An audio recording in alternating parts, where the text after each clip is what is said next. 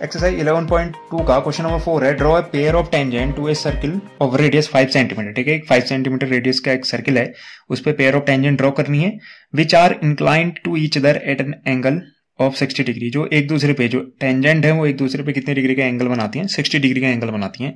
तो पहले हम क्या करेंगे, 5 सेंटीमीटर रेडियस का एक सर्किल ड्रॉ करेंगे, 5 सेंटीमीटर मेजर करेंगे ऐसे, और एक सर्किल ड्रॉ करेंगे 5 सेंटीमीटर का।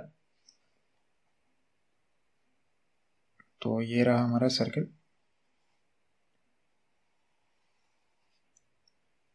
ठीक है, 5 सेंटीमीटर का सर्किल ड्रॉ कर दिया। अब हमें क्या करना है, ये था शायद से सेंटर हमारा, एक मिनट सेंटर चेक कर लेते हैं, बिल्कुल यही था।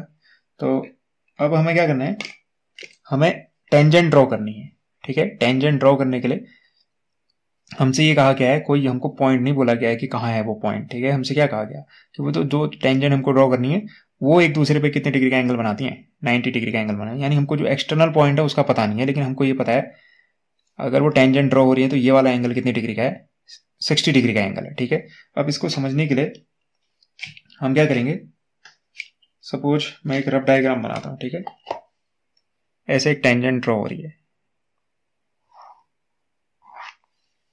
एक टेंजेंट ये है, दूसरी टेंजेंट ये है। ठीक है, तो ये दो टेंजेंट होगी, ये कितनी डिग्री का एंगल बना रही है? 60 डिग्री का। यहाँ पे 60 डिग्री बनना चाहिए, लेकिन हमको ये एक्सटर्नल पॉइंट पता नहीं है, तो हम अगर यहाँ पे बना भी दें, क्योंकि अगर हम रेडियस ड्रॉ करें, ठीक है, ऐसे रेडियस ड्रॉ करें तो रेडियस और टेंजेंट 90 डिग्री का एंगल बनाती है, तो 90 डिग्री हमें फॉर्म करना आता है, हम 90 डिग्री बना सकते हैं, ये एक्सटेंड हो जाएगी आगे को। लेकिन हमें ये नहीं पता कि ये एक दूसरे को कहाँ पे कट कर रहे हैं। ठीक है, ऐसे दूसरा पॉइंट हमको नहीं पता, यहाँ पे अगर हम बनाए तो दूसरी टेंजेंट कहाँ पे होगी, टच कर रही है, हमको नहीं पता है, तो एक्सटर्नल पॉइंट का हमको पता नहीं है। लेकिन हमें एक बात क्लियर है, यहाँ पे कितने डिग्री का एंगल बनता है? 90, रेडियस और टेंजेंट के बीच में यहाँ भी 90, और अगर यहाँ 60 बन रहा है, उसने हमको इन्फॉर्मेशन दी यहाँ 60 बन रहा है, तो अब क्लियर कैलकुलेशन, ये एक क्वाड्रिलेटरल फॉर्म हो रहा है। एक क्वाड्रिलेटरल के चारों एंगल का सम होता है 360 डिग्री। तो 90 90 180, ये 60 डिग्री है, तो ये कितना होना चाहिए? ये 120 डिग्री होना चाहिए। तो हम क्लियरली हमको बनाना ये 60 है, लेकिन हम क्या करेंगे, हम वहां कंस्ट्रक्शन नहीं कर सकते हैं, तो हम एक यहाँ पे रेडियस ड्रॉ करेंगे, यहाँ पे रेडियस ड्रॉ करेंगे, दोनों रेडियस के बीच में 120 डिग्री का एंगल बनाएंगे। 120 डिग्री एंगल बनाना हमको फॉर्म करना आता है, और 90 डिग्री भी हमको फॉर्म करना आता है। दोनों 90 डिग्री फॉर्म करेंगे, ऑटोमेटिकली जहां पे आगे जाके वो कट करेंगे वहां पे ऑटोमेटिकली 60 डिग्री एंगल फॉर्म हो जाएगा। ठीक है, तो स्ट्रेटेजी हमारी ये है। ठीक है, तो इसको अप्लाई करते हैं। क्या करने वाले हैं, पहले एक रेडियस ड्रॉ करेंगे, फिर उस पर एक टेंजेंट ड्रॉ करेंगे। देखो, एक टेंजेंट ड्रॉ करना आसान है, लेकिन दोनों टेंजेंट ड्रॉ करना मुश्किल है जब तक कि एक्सटर्नल पॉइंट पता ना हो। ठीक है, तो हम क्या करेंगे, एक रेडियस ड्रॉ करते हैं। कैसे करें कि जो कैलकुलेशन रहे थोड़ी इजी रहे। ऊपर मेरे पास स्पेस नहीं है, मेरे पास स्पेस इधर है, तो मैं जानबूझ के रेडियस ऐसे ड्रॉ कर रहा हूँ। ये कंपलसरी नहीं है, आप चाहो तो रेडियस ऐसे ड्रॉ कर सकते हो। आपका फिगर ना ऊपर को फॉर्म होगा, 90 डिग्री जब बनाओगे फॉर्म ऊपर को फिगर होगा, लेकिन ऊपर मेरा स्पेस नहीं है, इसलिए मैं इधर वाला स्पेस कंज्यूम करने की कोशिश कर रहा हूँ। ठीक है, इसको थोड़ा सा शिफ्ट कर लेते हैं। तो मैं क्या करूंगा, इसको मिला देता हूं। ठीक है, तो इसे मिला लेते हैं। मेरा सेंटर ये था 5 सेंटीमीटर, तो ये मैंने इसको मिला लिया। ठीक है, यहाँ पे है, इसको मैं कह देता हूं ओ। अब क्लियरली मुझे क्या फॉर्म करना है, मुझे यहाँ पे 90 डिग्री बनाना है और यहाँ पे 120 डिग्री बनाना है। याद रखना, पहली रेडियस और दूसरी रेडियस के बीच में एंगल कितनी डिग्री का है? 120 डिग्री। तो दोनों से कहीं से भी शुरुआत कर सकते हो आप, चाहो तो यहां से शुरुआत करो, चाहे तो वहां से शुरुआत करो। 120 डिग्री कैसे बनाया जाता है, जिस एंड पे बनाना चाह रहे हो, ठीक है, किसी भी रेडियस का एक आर्क ड्रॉ करो। ठीक है, अब यहां से यहां कट किया है, जहां पे इस लाइन को कट किया है, इस रेडियस को, वहां से पहला कट लगाओगे। पहला कट हमेशा 60 डिग्री होता है। ठीक है, तो 60 डिग्री का डबल करोगे तो कितना बनेगा? 120 डिग्री। तो यहां पे रखो और इसको बना दो, तो ये बना आपका 120 डिग्री। क्लियरली अगर आप इसको आगे मिला दोगे सर्कमफेरेंस पे, तो ये कितनी डिग्री का एंगल बनेगा? 120 डिग्री। तो हम इसको एक्सटेंड कर देते हैं, ये तो ये बन गया हमारा 120 डिग्री।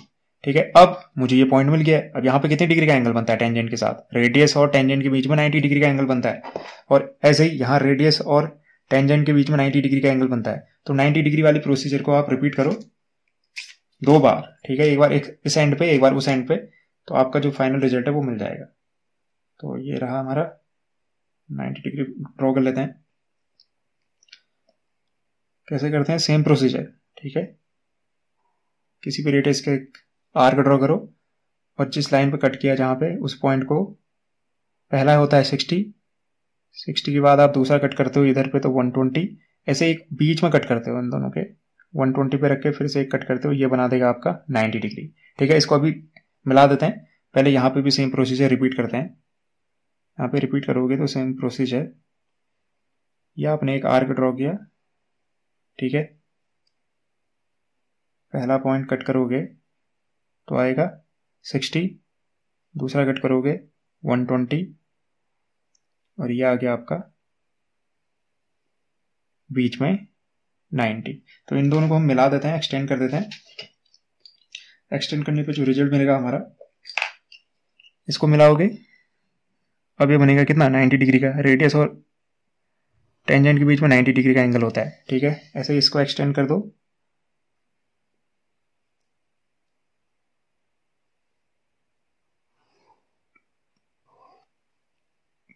तो ये हो गया हमारा दोनों टेंजेंट फॉर्म। अब क्लियरली ये 120 था, उसने क्या कहा था, ये एंगल कितने डिग्री का होना चाहिए, 60, तो ये 60 डिग्री का ही एंगल होगा, ठीक है। तो हम इसकी नेमिंग कर देते हैं। ये सेंटर था O, इस पॉइंट को कह देते हैं हम A, और इसको कह देते हैं हम B। ऐसे ही ये पॉइंट कह देते हैं, एक्सटर्नल पॉइंट हमारा P है, ठीक है। तो हमें जस्टिफाई भी करना है। क्या जस्टिफाई करना है, जो एंगल फॉर्म हुआ है वो एक्चुअल में कितना डिग्री का है, 60 डिग्री का है, ठीक है। तो ये जैसे अभी मैंने एक्सप्लेन किया आपको कंस्ट्रक्शन के टाइम पे, वो ये वैसे हम क्या करेंगे, इसको 60 डिग्री प्रूव करेंगे। कैसे, ये क्वाड्रिलेटरल फॉर्म हो रहा है, देखो OAPB, ये क्वाड्रिलेटरल फॉर्म हो रहा है। क्वाड्रिलेटर के चारों एंगल का सम 360 डिग्री होता है। ये 90 है, ये 90 है, और ये मैंने 120 ड्रॉ किया था, ठीक है। ये मैंने कंस्ट्रक्शन से 120 ड्रॉ किया है, तो ऑटोमेटिकली इन सब का सम 360 में से माइनस करेंगे तो ये कितना बन जाएगा, 60 डिग्री। तो जस्टिफिकेशन भी कर लेते हैं इसका। तो जस्टिफिकेशन में हमको क्या प्रूव करना है, एंगल APB, ठीक है। APB कितने डिग्री का है, 60 डिग्री का है। तो बाय कंस्ट्रक्शन में क्या लिख सकता हूं, बाय कंस्ट्रक्शन मैं लिख सकता हूं कि एंगल OAP इक्वल टू कितने डिग्री का, 90 डिग्री। ऐसे एंगल OBPB कितने डिग्री का था, 90 डिग्री का था। किन एंगल्स की बात हो रही है, OAP OBP, ये दोनों क्या है, 90 डिग्री के हैं बाय कंस्ट्रक्शन। ऐसे ये भी बाय कंस्ट्रक्शन कितने डिग्री का है, 120 डिग्री। तो angle also angle AOB is equal to 120 degree, ठीक है। और हमें पता है सम ऑफ ऑल इंटीरियर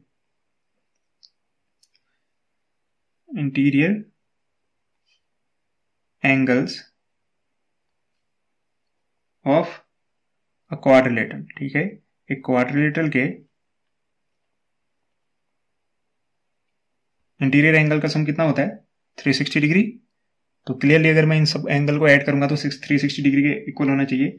तो angle OAP plus angle AOB plus angle OBP plus angle APB, ठीक है, जिसको मुझे क्या लाना है, 60 डिग्री। उस एंगल को ऐड करूंगा तो ये सबके सब कितना डिग्री के होने चाहिए, 360 डिग्री। सबकी वैल्यू पुट कर दो, तो ये है 90 डिग्री, ये 120 डिग्री, और अगेन ये 90 डिग्री, और इसे हम फाइंड आउट कर रहे हैं एंगल APB।